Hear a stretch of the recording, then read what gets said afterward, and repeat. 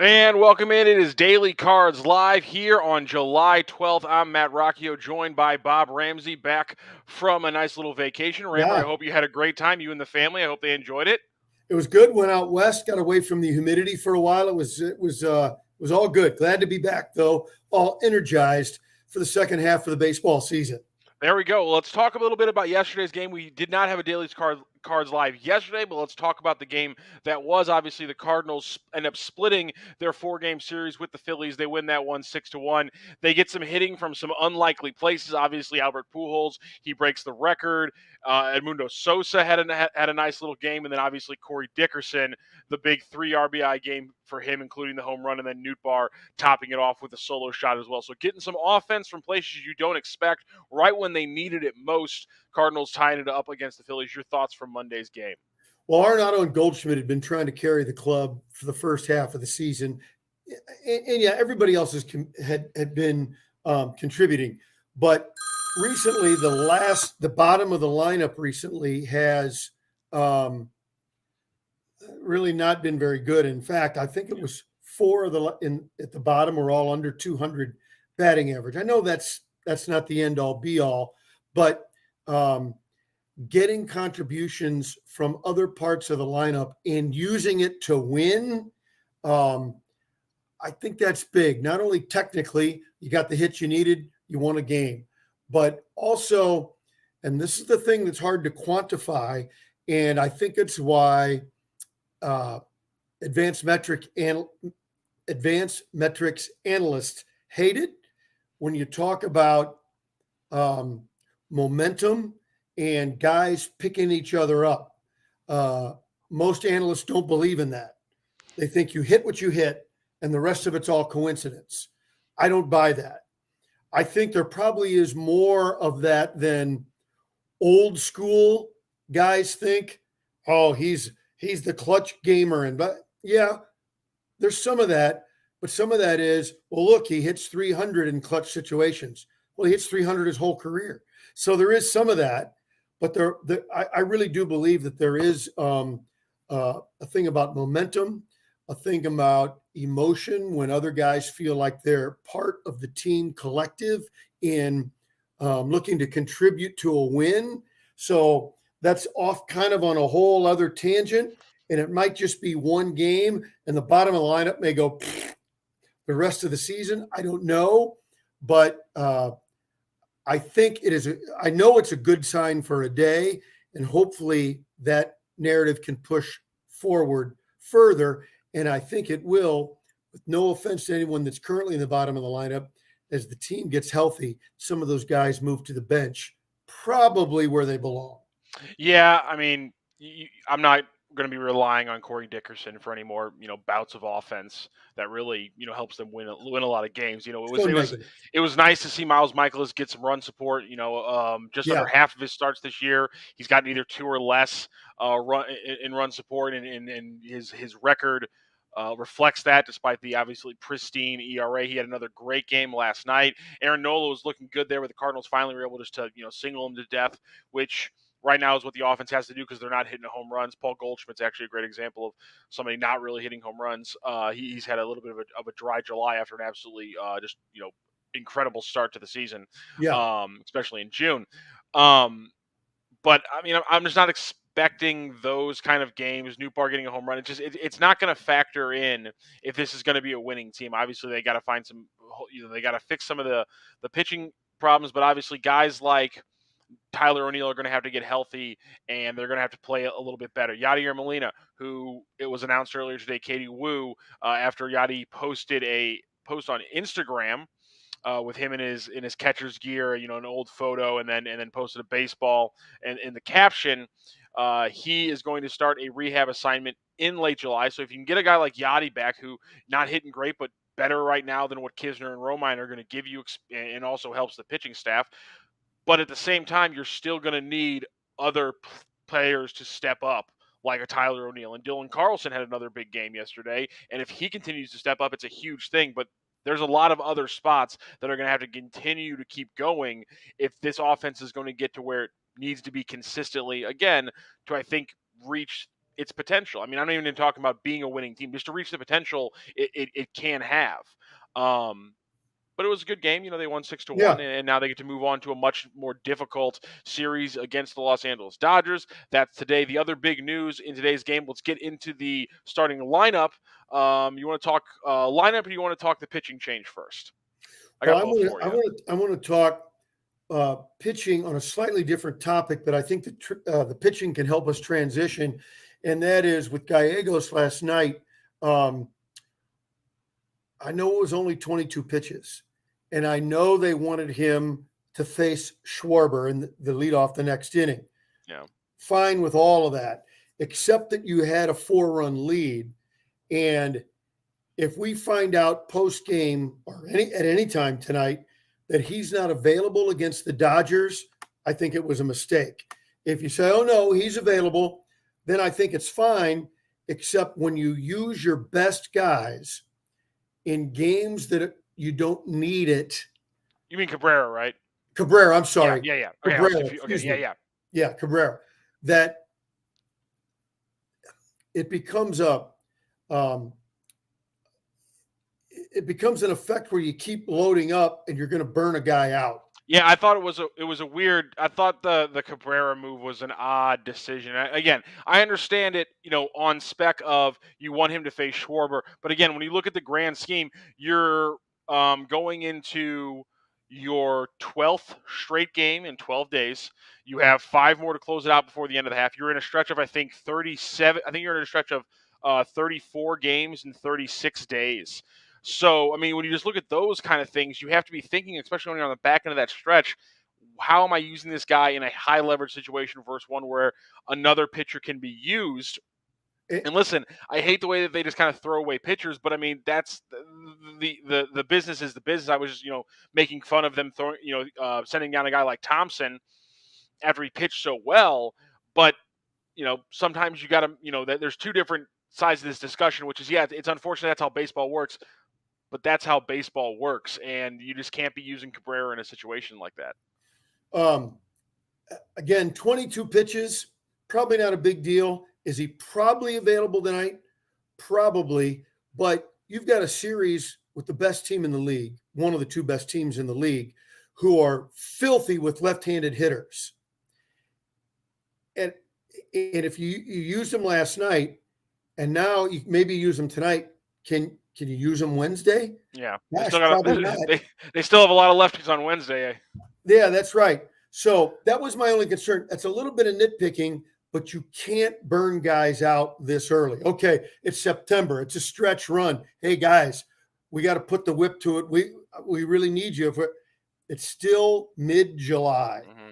And it's a mild criticism, but it's one I think we need to keep an eye on his usage the next few days against the Dodgers.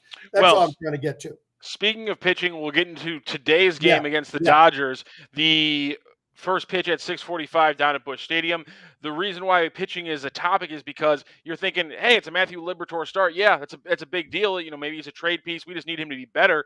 Well, we're going to see Matthew Liberatore, but not for the first couple innings, as Katie Woo has reported that it's going to be Jordan Hicks in a starter, in an opener's role today instead of Matthew Liberatore as the starter. Again, it's going to be Liberatore after Hicks. So I have a 2-part question for you, Bob Ramsey. 1, do you like this? And I can tell by the look on your face, the answer to that is no. 2, do you think this is potentially connected to what we just talked about with him maybe burning an arm like Cabrera when he didn't want to, and now maybe trying to massage the bullpen in a different way to maybe make up for that mistake? That's possible. And maybe he figures if Hicks can get through the lineup once and get him out of there. But let me go back to a bigger. Hadn't we already, us, meaning in the media and us in fandom, hadn't we already realized, okay, the Hicks is a starter experiment's done. Hey, we gave it a shot. Yeah, I thought it was dead. He wanted to start. Yeah. Okay, Hicks, go for it. Didn't work. Go back to the bullpen, and he's been good. Looks good. If it ain't broke, don't fix it. So it's a little odd. That really disturbs me. Now, so look, Bellinger is not having a good year. Muncy's not having a good year. But you make a mistake to either one of those guys, they're still going to uh, launch it over the fence and close to the river. They're gonna crush it. Freddie Freeman at any time is absolutely dangerous. Gavin Lux is a terrific hitter. I might be leaving out a lefty. That's at least 4 left-handers in their lineup. Rocc, is the thinking, let's see if we can massage Hicks through there, and then we got our good left-hander to give us 4 or 5 in the middle and Maybe, try and get to Helsley or somebody. If Hicks can get through the top of that order one time, therefore making the third round through only the second time against a lefty in Libertor, maybe that's purely the thought process. Because and Katie Wu pointed that out. These are the first 3 hitters. Maybe that's the thought process. Is early on in the game, you have him right out of the gate, having to track 103 pitch after pitch. Whereas it's the 7th inning, they're a little bit more dialed in. Maybe that's the thought process. And now Libertor is going through the second time in the 7th inning instead of it being a potential third if he's cruising. And now it's the same issue that we've been talking about in baseball for 5 years, so on and so forth. Yeah, and the thing for those who may haven't looked at the lineup, in that first inning, you're going to see Mookie Betts and Trey Turner, 2 of the very best players in the game. I get it. I get that. But Libertor's going to have to face them later anyway. It's an odd decision. Yeah, I'm with you. It's an odd decision. I'm not 100% sure what the move is. Again, not only I like trying different things, but you tried it already and it didn't really work. You're speaking of the lineup. Well, let's go through it really quickly. For the Cardinals, it's Tommy Edman leading off at shortstop, Dylan Carlson batting second, center field, Paul Goldschmidt, Nolan Arenado, Nolan Gorman at second base, batting fifth, Albert Pujols in the DH spot. Against a righty in Mitch White. Juan Yepez is batting seventh. He's playing right field. Corey Dickerson batting eighth, playing left. And then Andrew Kisner is your backstopper for Jordan Hicks at the 9 spot there, catcher. And for the Dodgers, it is Mookie Betts leading off in right field. Trey Turner at shortstop. Freddie Freeman at first. Will Smith DHing and batting fourth. Justin Turner, the third baseman, batting fifth. Trace Thompson, their lefty. Hanser Alberto, the second baseman, batting seventh. Cody Bellinger in center field, and then Austin Barnes, also the backstop there, batting ninth. And again, Mitch White, the righty for the Dodgers, facing off against now the righty for Jordan Hicks early on in the game. I know you love to look at the lineup and pick some nits. Your thoughts on the Cardinals lineup in today's game? I wonder if the Dodgers will switch their lineup now with the pitching change. Because right now they have. Would you think Lux would maybe be in there instead of the young second base? Lux is a kid anyway. Yeah. But Lux and Muncy in there. Probably, yeah. They only have 2 lefties in right now, so they'll definitely go. There's definitely a chance they change that up. And maybe, you know what? Let's look at it this way. Why. I'm not saying I would agree with it, but what if it's a little gamesmanship from Ollie? Yeah, okay. Trying to get some of the lefties. Yeah, into the lineup for Libertor. Yeah. I think that, to me, that's overthinking it. But if he would say that, yeah, we're just trying to get through their bench. I would honestly kind of love that. That's the level of thinking that I'm not used to having to get to with baseball. There's a DH now. There's no strategy, I thought. So hell, finding ways to bring it in like that, I kind of love it if that's the thought process. I'm like 50-50 if that's the thought process. I am going to make a crazy prediction that I think is based off of this weird change. One of Jordan Hicks or Matthew Libertor is not a Cardinal on August 3rd. I have a feeling that there's going to be some movement, and I think there's going to be a pitcher involved. It's going to be one of the young ones that has upside to get a better pitcher that's, doesn't have as much control and so on and so forth, that gets combined with like a Alec Burleson or one of the other top 100 prospects. I got a weird feeling about the way they're playing some of these starts right now, where they're just trying to get to a point where these are our young guys. Here's how they look. What's the value? How you thinking? And I don't know. I just got a weird feeling about this move right now, and that's what I'm going with. I don't really want to make a prediction on today's game, so I'm making that prediction instead. If I'm not sure, I don't think I want to trade Hicks, and I don't want to trade anybody. Oh yeah, But exactly. if you got a top 2 starter and you had to move Libertor for him, depending on who the guy was, and if he was a legitimate one or two, okay, I'm all right with that. And yeah, I hate being the guy that trades people, but like again, in my opinion, you have a guy like Jordan Walker, and where's he going to play if he's in the majors in 2 years? You got Nolan Arenado at third. You got Paul Goldschmidt at first. That sounds like somebody who's going to be getting a lot of DH and potentially corner outfield minutes, which means maybe someone like Alec Burleson, who's in the top 100 right now. Maybe he is a tradable commodity. Yeah, That's the kind of it's the long term thinking where if you have the most top 100 prospects and everyone around baseball is saying that with a move or two, you are a World Series contender.